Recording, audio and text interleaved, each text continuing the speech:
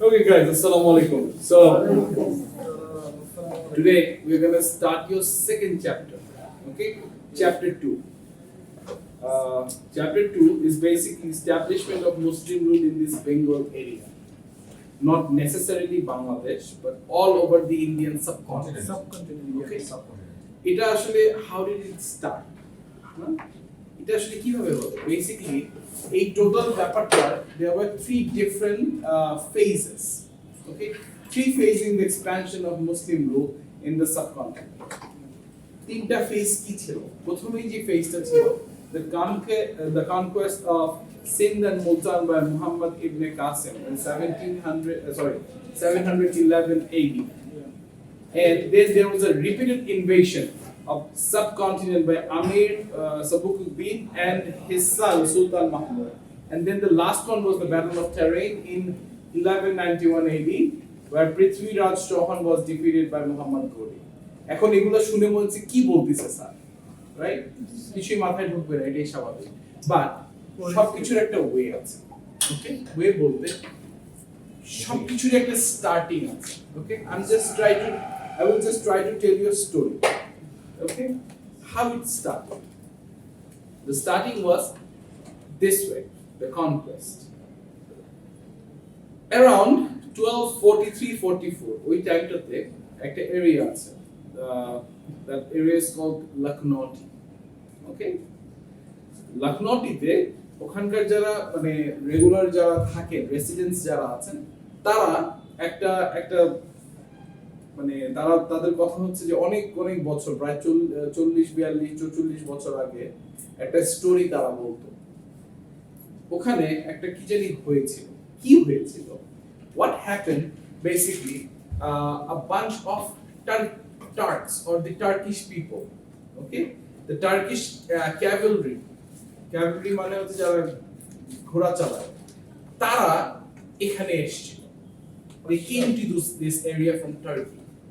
এবং তাদের যে কাফেলাটা ছিল বা তাদের যে মানে বহরটা ছিল, অনেক বড় একটা বহর ছিল। ওকে, they came to this Bengal delta, and এদের যে ডিরেক্টর ছিলেন বা যে basically the guy who was basically the leader was Mr. Muhammad Bakhtiar Khilji. He was the leader.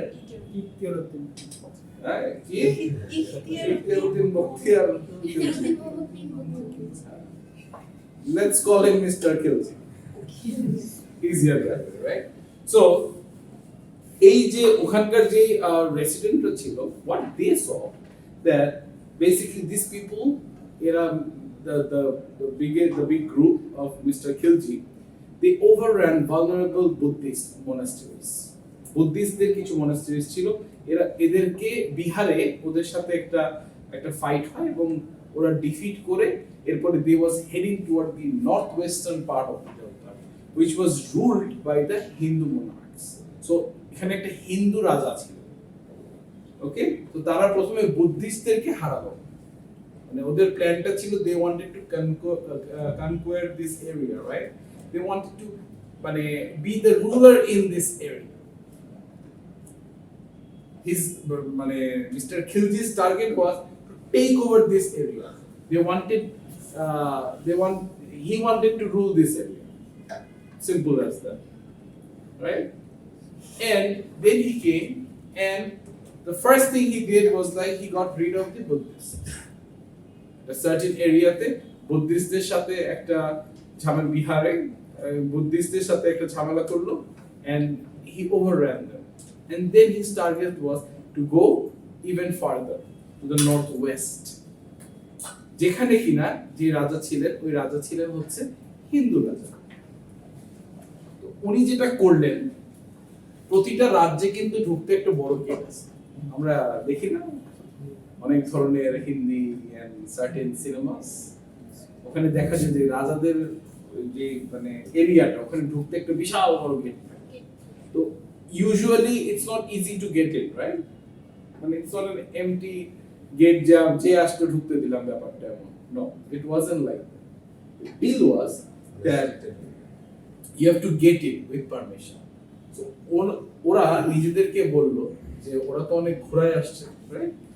তো ওরা বললো যে আমরা actually we are the horse dealers, ঘোড়ার ব্যাপারে আমরা এখানে ঘোড়া বিক্রি করতে আসছি। আগের দিনে একটা জিনিস ছিল যে আমরা ধরেন আপনি সে আপনার কাছে ঘোড়া আছে, আমার কাছে আছে চা, তো আপনার ঘোড়া নিয়ে আমার কাছে আবার ঘোড়া নেই, so আপনার ঘোড়া নিয়ে আমি আমার চাল ট্রেড করব। This was the trading way. Sorry, right, and like but the thing was there was no money back then, right? তখন এক্সচেঞ্জ করা হতো। So ওদের ব্যাপারটা ছিল they wanted to deal horses, they got in and they basically went to the royal city of Nordia. They got inside, একবার যখন ঢুকে গেছে ডিরেক্টলি তারা রাজার ঘরে ঢুকে গেছে, রাজার যেই প্রাসাদটা ছিল সেখানে ঢুকে গেছে। ওখানে ঢুকে গিয়ে they invaded the palace, but মজার জিনিসটা হচ্ছে রাজা পিছনের দরজা দিয়ে বের হয়ে চলে গেছে। রাজা গোপাল ছিল। জি স্যার, গোপাল ছিল। রাজার নামটা আমি জানি না, সেটা আমি বলবো 17 থেকে 18 জন নিয়ে হতে পারে, আমি জানি না, কারণ যেটা আমি জানি না সেটা আমার বলতে হবে। 1204 খ্রিস্টাব্দে 13 জি, ভেরি গুড, আপনি তো আছেন পড়ো। আমি বলতে পারি রাজা Gopal. So then the ruler, the king just left, so he became the ruler. This domination did not last for very long time, like in a long time as in like it's lasted for 5 centuries. Mr. Khilji did not last very long, okay, সেটা আসছে আমরা একটু পরে। And until 18th century the Muslim sovereign ruled over the most of the Indian subcontinent. Islam কিন্তু ওই সময় adopt করেছিল, people they started adopting it. Islam was not established. Sorry, Ikhtiyaruddin bin বিখতিয়ার Mukhtiar. G, okay, cool. So anyway, এরপরে তো আমি আরো অনেক পরের হিস্ট্রিতে চলে যাচ্ছি, সেটা আমি যাব না, আমি আবার ওই পিছন দিকে আবার একটু চলে যাব। এখানে একটা টাইমলাইন দেয়া আছে, প্রায় আমার এখানে আমার এখানে একটু প্রিন্টিং মিস্টেক আছে, এখানে 544 ইয়ার্স আছে, বা এটা 554 হবে, 554 years. So after Muhammad Bakhtiar Khilji, Bengal remained in under Muslim rule for 544 years, but it actually 554 years of in total, including his term.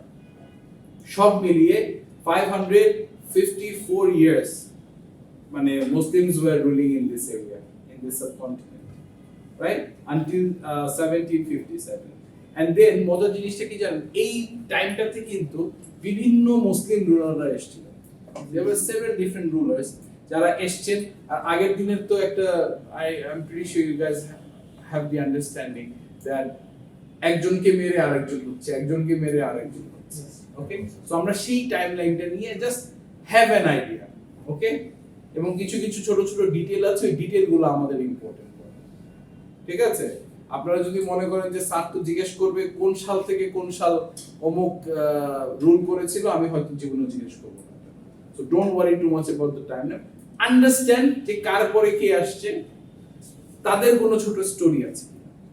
Not every ruler is very important, but important in the history, but আমরা কতটুকু জানছি সেটুকু I will tell you which are the important ones, okay. Starting with mister Muhammad Bakhtiar Khilji, he started ruling since 1203, right, and the Khilji rule lasted till 1227. But মজার জিনিসটা কি জানেন, এই যে এত কষ্ট করলো, এত কষ্ট করে আসলো and what not, he could not rule for very long time. He just ruled for only 3 years. 3 years, yeah. Just 3 years, because he conquered the Nordia and went to Lucknow and made it his capital, but later on he died in 1206 after Christ. মাত্র 3 বছর rule করেছে। Sir এই time পিরিয়ডটা কি মিন করেছিল? 1203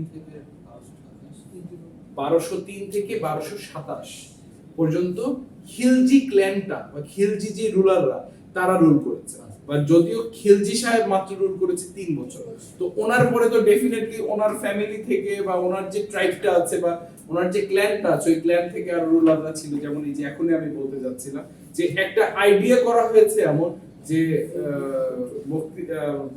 মোহাম্মদ বখতিয়ার খিলজিকে ওনার যে আমির ছিলেন মানে ওনার যে রাইট হ্যান্ড ছিলেন উনি ওনাকে মেরে ফেলেছেন যার নাম কিনা আলী মারদান খিলজি ওকে so it's all the in the family you know it's all the exactly politics would be the right word you know সবকিছু কিন্তু ঘরের মধ্যেই হচ্ছে এবং এই ঘর মানে খিলজি ঘরটা মানে ধরেন যে everybody has a different family right so Khilji has a family খিলজির ফ্যামিলি প্রায় 1203 থেকে 27 পর্যন্ত ওরা রুল করেছে বাট বখতিয়ার খিলজি 1206 পর্যন্ত রুল করতে পেরেছে এরপরে he died right probably killed it is said that there is a মানে এটা একটা possibility আছে যে he might have been killed by his army then মারা যাওয়ার পরে পাওয়ার নিল আরেকজন Mohammad Sheeran Khilji took the power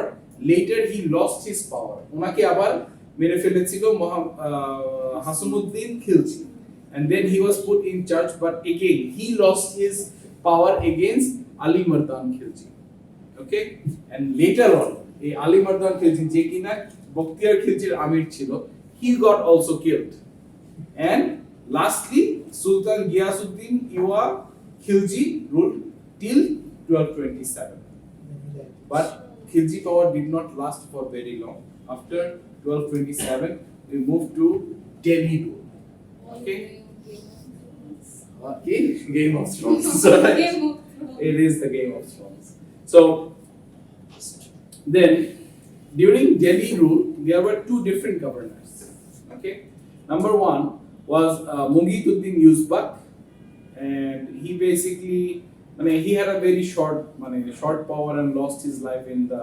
expedition during the expedition এক জায়গায় যাচ্ছিল মানে একটা জার্নিতে ও মারা যায় so he did not last for very long and then after him was Mughituddin Tughril এই ভদ্রলোকও later on he was killed and Sultan Ghiyasuddin Balban was the next ruler in this clan and he fought against Tughril মানে তুগরলকে এই মেরে ফেলেছিল Sultan Ghiyasuddin Balban killed Tughril and ওনার পরে he became in power and after that Bogra Khan আসছে এরপর শামসুদ্দিন ফিরোজ শাহ আসছে সুলতান মুহাম্মদ বিন তুগলক এরা মানে একে একে সবাই রুল করেছে একটা সার্টেন পিরিয়ড পর্যন্ত 1341 পর্যন্ত 1342 তে গিয়ে ইলিয়াস শাহ ডাইনাস্টি আসে ওকে Ilyas Shah ডাইনাস্টিতে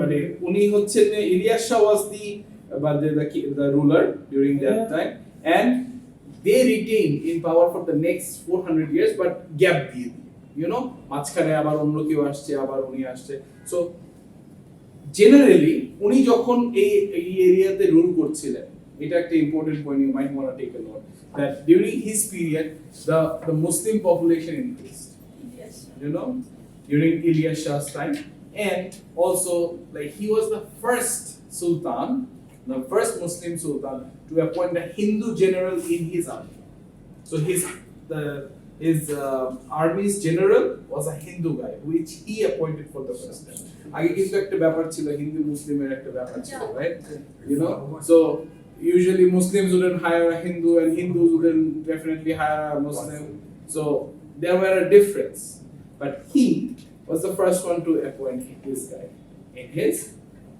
army but later on Ilyas Shah died in 1357 আচ্ছা এবার আসি Raja Ganesh and Jalaluddin Raja Ganesh was he was a Hindu jamindar appointed in the highest post in the military department তার মানে বুঝছেন তো কে মুসলিম শাসনের মধ্যে রাজা গণেশ কিছু সময়ের জন্য এসেছে রাজা গণেশ কিছু সময়ের জন্য এসেছিল স্বাধীন রাজ্য প্রতিষ্ঠার সময় ইলিয়াস শাহ পরে আসছে আর কি উনি তো সেই ruler G G right he is that not ruler I'm talking about he is that general who was appointed he is that guy Raja Ganesh killed Ghiyasuddin Azam Shah and placed his son Azam's son in the throne. একদম Game of Thrones, right? So Shihabuddin Bayezid Shah উনি যে কিনা ছিলেন হচ্ছে গিয়ে হামজাস, মানে basically যেটা হয়েছে সেটা হচ্ছে ইলিয়াস শাহ তো মারা গেছে, এরপরে আরেক শাহ আসছে, রাইট? একটু confusing I know. Ilyas Shah মারা যাওয়ার পরে আরেক শাহ আসছে রুলার, তার একজন ছেলে ছিল। সো রাজা গণেশ কি করছে, ওকে বুদ্ধি দিয়েছে যে তুমি তোমার বাবাকে সাইজ করে দাও, ঠিক আছে, তোমাকে পাওয়ারে দিতে চাই। And then what happened is like size হয়ে গেছে, and then this guy came into the power. So রাজা গণেশ কি করছে, ওনার প্ল্যানটা ছিল যে আমি রুল করব, ঠিক আছে, বাট ও কিন্তু মুসলিম শাসকের মধ্যে কিন্তু ও রুল করতে পারতেছে না। So that's why what he wanted to be the politician. He wanted to make sure that যে থ্রোনে বসতেছে তাকে সে চালাবে, রাইট? ওকে, সো দেন হামজা শাহকে বসানো হলো, কিন্তু হামজা শাহর একটা স্লেভ ছিল, তার নাম ছিল Shihabuddin Bayezid. The slave of Hamza was the ruler, and then মানে ওকে ও নিজে আবার একে মেরে ফেলে রুল করলো। And then his son Alauddin Shah was the ruler by Ganesh, Raja Ganesh, and later Islam was ruled, but he stayed for a while, but Raja Ganesh সেভাবে করে আসলে রুল তেমন একটা করতে পারেনি, একদম শর্ট একটা পিরিয়ডের জন্য কিছু দিনের জন্য ছিল, but he couldn't do much. Okay, sir overthrown মানে কি? ওভারথ্রোন মানে হচ্ছে কি মেরে ফেলা, বা আপনি মনে করেন আপনি রাজা, আপনাকে বললাম যে আপনি সিংহাসন, এক্স্যাক্টলি বেটার ওয়ার্ড। সেখানে স্যার রাজা গণেশের ছেলে কিন্তু মুসলমান করাইছিল রাজা গণেশ নিজে, মানে তারা শাসন করার জন্য। যে রাজা এটা আমি জানি না। হ্যাঁ হ্যাঁ, son of, yeah, এটা son of গণেশ, is এখানে এই যে কিন্তু হামজা। হ্যাঁ, এখানে মুসলমান বানাইছিল, দেন আবার Shihabuddin Shah, slave of Hamza, এখানে একটা main point. and then his son, yes, Alauddin Firoz Shah was the ruler, মানে শাহ ছিল, it's a Shah guy, not Raja Ganesh. রূপান্তরিত করছে আপনার Salehin, এটা এখানে একটা অনেক জানেন আপনি কি? আমি ইতিহাসের স্টুডেন্ট ছিলাম। স্টুডেন্টস ছিল, মাশাআল্লাহ, খুব ইতিহাস জানেন উনি। পড়ান না একটু, আমার একটু মাফ করুন না, আজকে 3টা ক্লাস নিচ্ছি, সকাল থেকে ক্লাস দিচ্ছি। না, একটু চর্চা করছে আর কি, বলতেছি নিজের চর্চা করছে। ওকে, ঠিক স্যার। স্যার আসি তো আমরা এগুলো বাই করি তাই না? Just that's good. সব জানি না। আচ্ছা, moving on to Ilyas Shah আরেকটা টার্ম, ইলিয়াস শাহ ডাইনাস্টির আরেকটা একটা সেকেন্ড টার্ম আসছে, ঠিক আছে। Ilyas Shah dynasty was again restored, and during that time যেটা করা হয়েছিল যে ইলিয়াস শাহ ইথিওপিয়া থেকে বেশ কিছু স্লেভ নিয়ে আসা হয়েছিল, এবং এই স্লেভদের নাম ছিল, মানে they were the Habshis, okay, they are basically the Abbasians, a nationality known as Ethiopian today, right? And during Ilyas's যে সেকেন্ড টার্ম যে ডাইনাস্টিটা, সেই টার্মে এদেরকে এখানে নিয়ে আসা হয়েছিল, ওকে। মজার বিষয় কি জানেন, এই স্লেভগুলোকে এনে করছিল সবচেয়ে বড় ভুল, because they started ruling, oh my God. But খুব বেশি দিনের জন্য করতে পারে নাই, খুব অল্প দিনের জন্য 4 জন থেকে 5 জন Habshi rulers were in power for 7 years. It's important, guys. Take some notes. So, 4 to 5 of the Habshi rulers were in power for only 7 years. In the span of 7 years, এবং সবচেয়ে মজার জিনিস কি, একজনের পর একজনকে মেরে মেরে এরা রুলার হয়েছে, you know, and এদের মধ্যে একজনই রুলার বেস্ট ছিল, যে কিনা স্ট্রেট 3 ইয়ার্স পর্যন্ত রুল করেছিল, তার নাম ছিল ফিরোজ শাহ মালিক। He ruled for straight 3 years, you know. So know that there were 4 to 5 Habshi rulers, and they were in power for 7 years, and no Firoz Shah Malik. Okay, moving on to 1493 to 1538, Hussein Shahi dynasty. They ruled for quite a bit, you know. It was good 26 years, and the ruler was Hussein Shah, and the next rulers were from his family and ruled for 45 years. Our family থেকে 45 years পর্যন্ত এরা rule করেছিল, right? এরপরে আসলো Afghan ruler, they were basically the Pathan rule, যেখানে কিনা Sher Shah and Sur dynasty, মানে ওরা ভাগ ভাগ করে they started they basically ruled, right?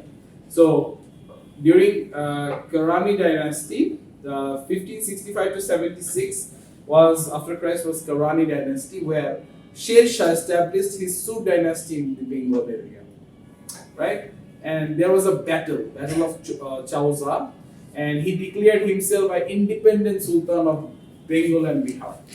মানে উনি নিজেকে বেঙ্গল আর বিহার এরিয়ার সুলতান হিসেবে মানে বলেছিল that he is the guy, he is the ruler of it. And he was the only Muslim sultan to establish an empire in the northern India.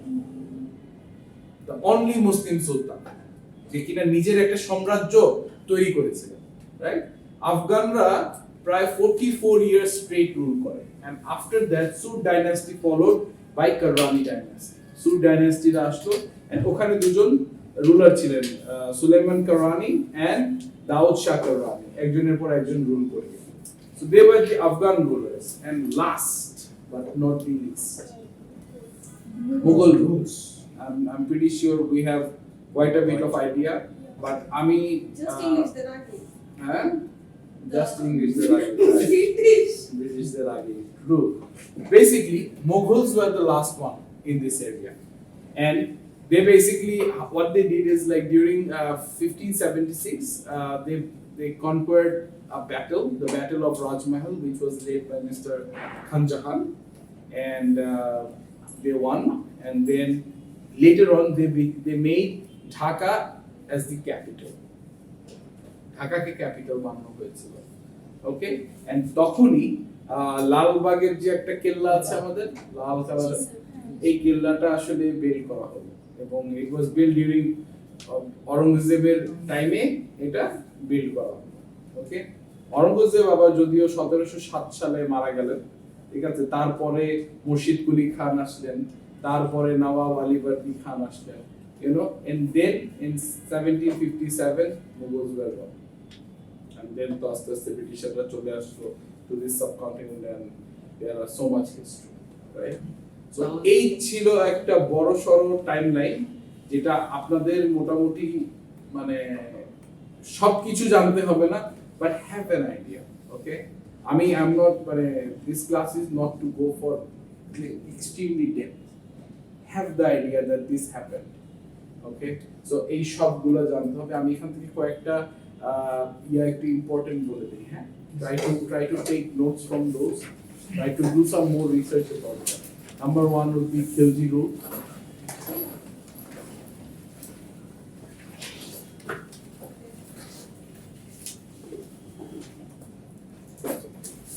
Number 2 is Ilyas Shahi dynasty.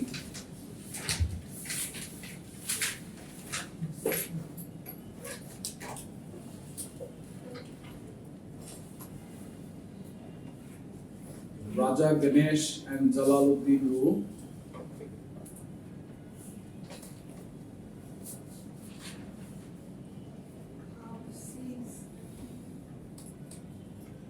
The Hapsi rule.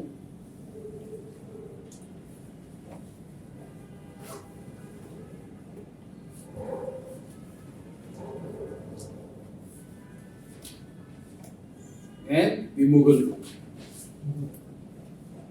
Have an understanding. Try to do some research, you know. তাতে করে কি হবে, আপনাদের মনে করেন যে you will have better ideas. Sorry? আরেকবার বলবো, পিছন থেকে শুরু করি। Mughal rule, Habshi rule, Raja Ganesh and Jalaluddin rule, Ilyas Shahi dynasty, and Khilji rule. These are the most important things.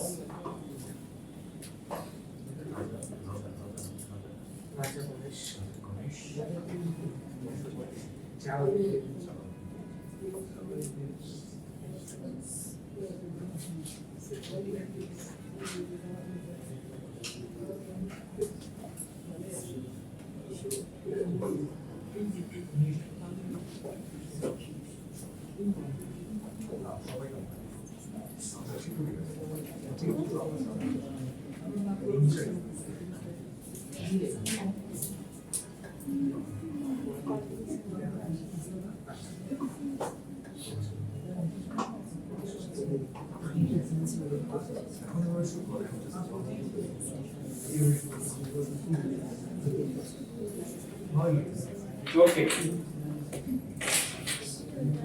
So this was the lecture, but সামনে আপনাদের একটা project আছে, ঠিক আছে? সেটা নিয়ে আজকে ডিসকাস করব, নেক্সট দিন করব, বাট একটু কষ্ট করে অ্যাটেন্ডেন্স দিবেন আপনারা। ওকে, একটু কি কষ্ট করে ভিডিওটা একটু বন্ধ করে দিবেন।